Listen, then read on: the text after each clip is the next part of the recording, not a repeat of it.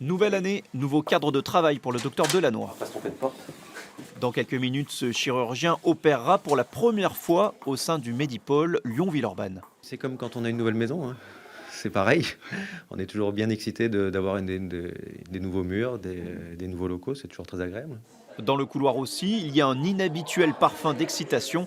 Le personnel soignant s'apprête à accueillir les premiers patients.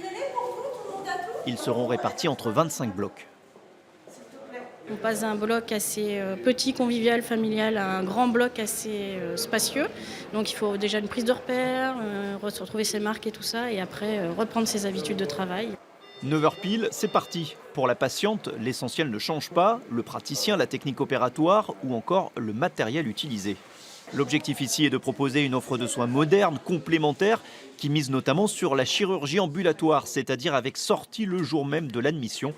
Pour le Medipôle, le principal challenge est de faire collaborer ces 250 praticiens. D'un côté, les libéraux issus des établissements de santé privés, de l'autre, les salariés des réseaux mutualistes, une organisation inédite. La collaboration ne va pas commencer aujourd'hui, ça fait déjà plusieurs années qu'on étudie des protocoles de soins ensemble, qu'on fait des filières de soins ensemble. Et je veux dire, pour le patient, il ne verra pas la différence entre un médecin salarié ou un médecin libéral. Il sera soigné par le meilleur spécialiste dans le Medipôle. Depuis ce matin, les transferts s'accélèrent, notamment en provenance de la clinique du Tonquin, située de l'autre côté de Villeurbanne. Elle vit ses derniers jours. Un déménagement délicat à organiser et exceptionnel. On a priorisé les patients, c'est-à-dire qu'on a sélectionné les patients les plus lourds sur des réanimations, soins intensifs, pour les faire transporter par des transports spécialisés, avec matériel, médecins et infirmières, et ensuite des ambulances classiques pour le transfert des autres patients. Prochaine étape au Medipôle, l'ouverture demain matin des urgences.